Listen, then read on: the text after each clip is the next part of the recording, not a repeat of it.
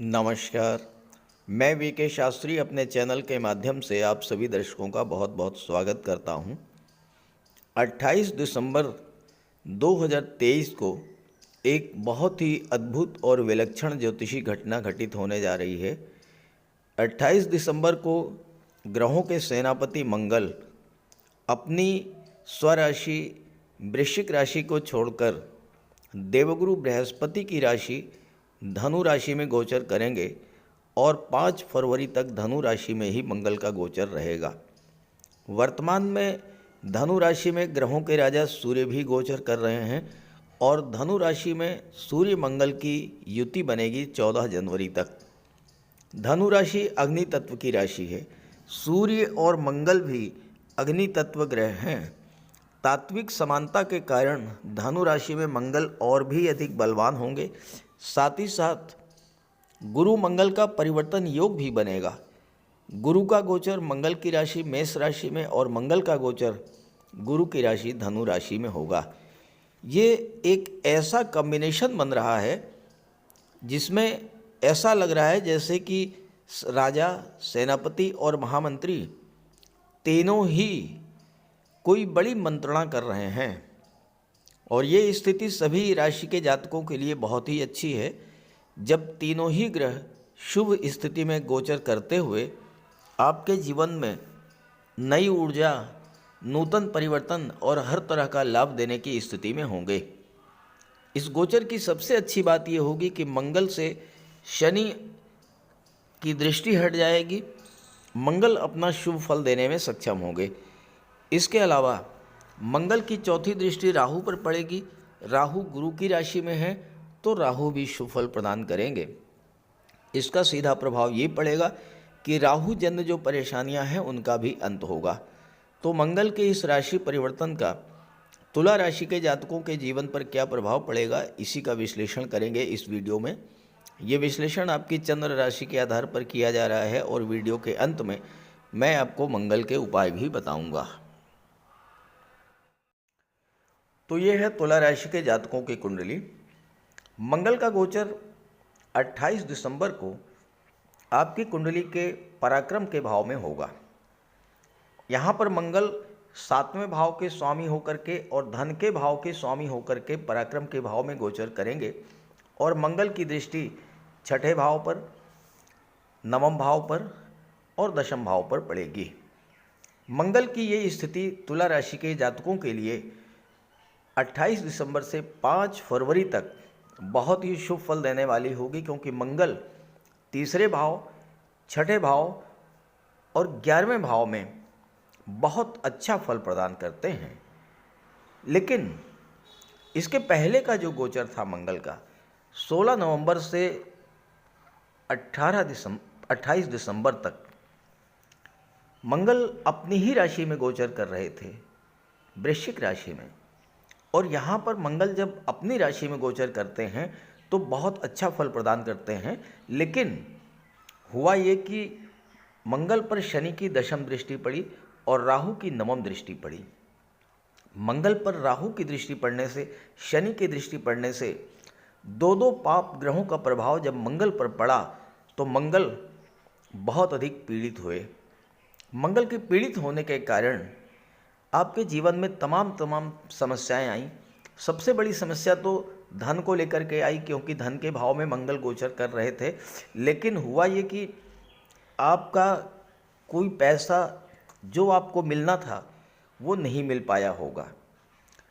परिवार में कलह की स्थिति बनी होगी, क्योंकि दूसरा भाव वाणी का भाव होता है और यहाँ जब मंगल पीड़ित हुए तो परिवार में कलह की स्थिति बनी।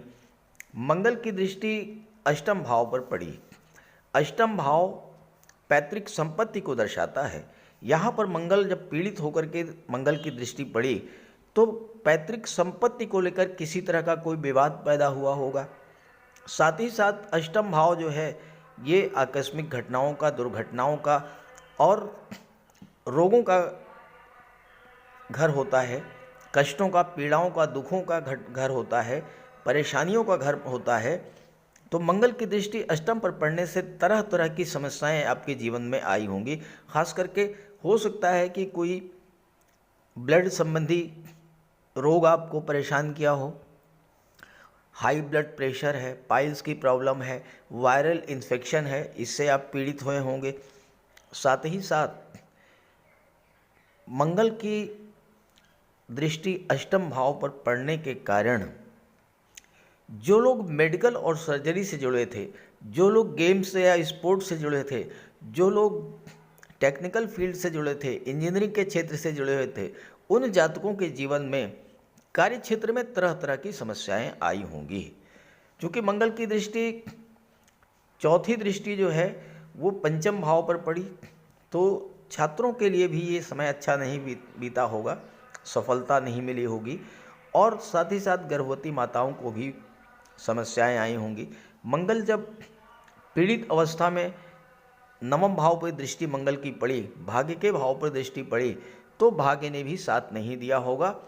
चूँकि मंगल क्रोध और उग्रता के कारक होते हैं, और जब पीड़ित अवस्था में थे तो जल्दबाजी में आपने कोई ऐसा डिसीजन लिया होगा जिसके लिए आपको बाद में बहुत ज़्यादा पछताना पड़ा होगा। गुरु और पिता के साथ भी आपके रिलेशंस बहुत ख़राब हो गए होंगे। जो कार्य आपने शुरू किया, हर कार्य आपका बाधित हुआ होगा। क्योंकि राहु छठे भाव में गोचर करते हुए दशम भाव पर दृष्टि डाल रहे थे, और मंगल राहु के कारण पीड़ित थे। आपके कार्य क्षेत्र में तरह तरह की रुकावटें आई होंगी। कोई काम आपने शुरू किया होगा, बीच में ही वो बाधित हो गया होगा, कार्य पूरा नहीं हुआ होगा, और सबसे बड़ी समस्या ये कि आप आर्थिक संकट से गुजरे होंगे। हालांकि सबके साथ ऐसा नहीं हुआ होगा, लेकिन जिनकी भी कुंडली में मंगल कमजोर होंगे या जिनके जीवन में मंगल की महादशा अंतर्दशा गतिमान रही होगी, उनके लिए मंगल का पिछला गोचर बहुत कष्टमय रहा होगा। अगर आपके साथ ऐसा कुछ हुआ हो तो कमेंट करके ज़रूर बताइएगा। अब 28 दिसंबर को मंगल जैसे ही पराक्रम के भाव में आएंगे धनु राशि में, और गुरु के साथ परिवर्तन योग बनेगा, तो पिछले महीने शनि और राहु की दृष्टि पड़ने के कारण आपके जीवन में जो समस्याएं आई थीं, वो समस्याएं धीरे धीरे समाप्त होना शुरू होंगी। सबसे पहला कार्य तो ये होगा कि मंगल की दृष्टि जैसे ही अष्टम भाव से हटेगी, स्वास्थ्य संबंधी जो समस्याएं थीं वो समाप्त होंगी। पैतृक संपत्ति को लेकर कोई विवाद चल रहा था, वो समाप्त होगा। कार्य क्षेत्र में कोई बाधा आ गई थी, वो समाप्त होगी।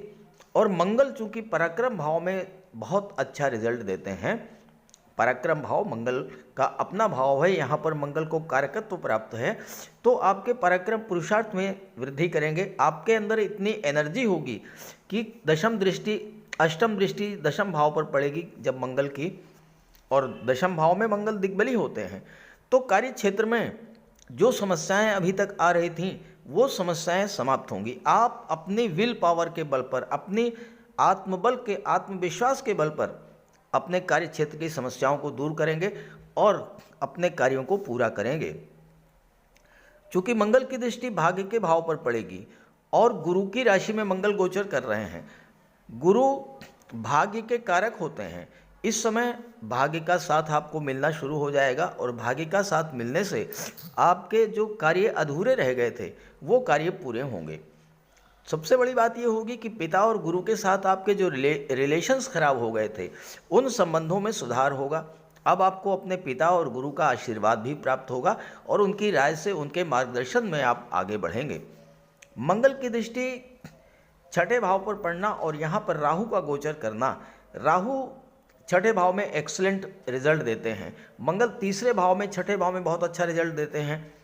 तीसरा भाव पराक्रम पुरुषार्थ का, छठा भाव कंपटीशंस का, नौकरी का। तो छठे भाव पर मंगल की दृष्टि पड़ने से वो जातक, वो छात्र जो कि प्रतियोगी परीक्षाओं की तैयारी कर रहे थे, उनके लिए इस समय नौकरी पाने का मार्ग अत्यंत सुगम होगा। हर तरह की कंपटीशन को बीट आउट करेंगे, सफलता अर्जित करेंगे। और चूंकि मंगल छठे भाव का संबंध दशम भाव से बना रहे हैं, दशम भाव आपका कैरियर होता है, छठा भाव नौकरी का होता है, तो इस समय आप अपने कैरियर की शुरुआत किसी गवर्नमेंट जॉब के द्वारा शुरू कर सकते हैं। मंगल की दृष्टि जब छठे भाव पर पड़ेगी, मंगल को शत्रुहंता कहा जाता है। आपके शत्रु जो पिछले समय से आपको परेशान कर रहे थे, शत्रुता समाप्त होगी। कोई कोर्ट कचहरी का मैटर था वो समाप्त होगा, और अगर कोई कर्ज आपका पिछले समय में हो गया था, कर्जदार आपको परेशान कर रहे थे, तो अब आपको इतना धन प्राप्त होगा। चूंकि मंगल धन भाव के स्वामी हैं, सप्तम के स्वामी हैं और धन के भाव के स्वामी हैं, तो व्यापार व्यवसाय में वृद्धि करेंगे और धन की प्राप्ति होगी। जब धन की प्राप्ति होगी तो आपका कर्ज समाप्त होगा। गुरु सप्तम भाव में बहुत अच्छा रिजल्ट देते हैं। यहाँ पर आपके विवाह की इच्छा और संतान की इच्छा जो है वो पूरी होगी, क्योंकि गुरु की दृष्टि लग्न के पर पड़ेगी। आपके मन में जो भ्रम की स्थिति बनी हुई थी राहु के कारण, आपके मन में जो भ्रम की स्थिति बन रही थी, जो एक अनजाना डर था, वो समाप्त होगा। आपका ज्ञान बुद्धि विवेक जागृत होगा। गुरु की दृष्टि लाभ के भाव पर पड़ेगी तो आपको अपने कार्य क्षेत्र से लाभ मिलना शुरू हो जाएगा।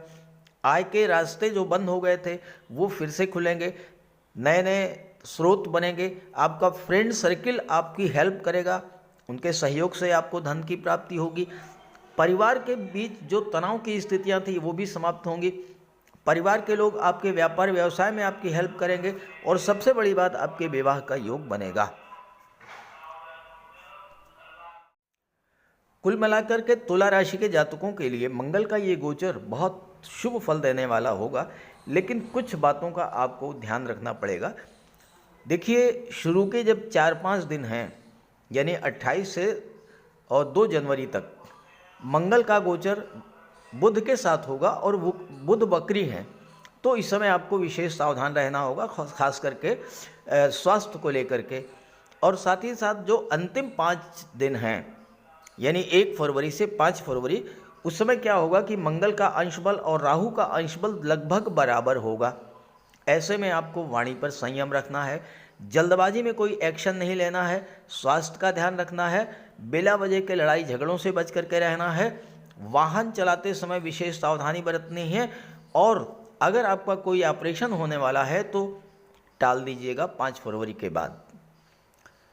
और इस गोचर का आप ज़्यादा से ज़्यादा लाभ ले पाएँ, इसके लिए आप मंगल का उपाय कीजिएगा, बजरंग बली की शरण में चले जाइएगा। किसी तरह का कोई विघ्न बाधा, कोई समस्या आप पर नहीं आएगी। और आपके जीवन में अगर मंगल की महादशा अंतर्दशा गतिमान है तो मंगल का उपाय अवश्य कीजिएगा। बात करते हैं उपायों पर। मंगल का सबसे बड़ा उपाय है बजरंग बली की उपासना करना।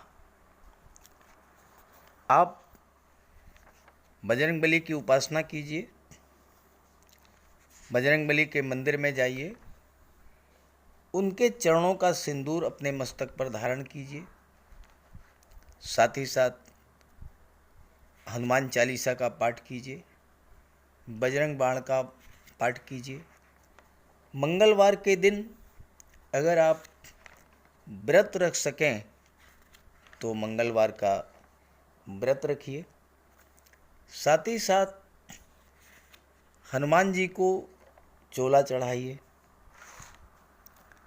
मंगलवार के दिन स्नान करने के जल में लाल चंदन या लाल पुष्प डालकर स्नान करें। स्नान करने के बाद लाल रंग के वस्त्र धारण करें। अगर नहीं कर सकते हैं लाल रंग के वस्त्र धारण, तो कम से कम एक लाल रुमाल अपनी जेब में जरूर रखें। मंगलवार के दिन मंदिर में जाएं, बजरंग बली के लड्डू का भोग लगाएं और गरीबों में बांट दें।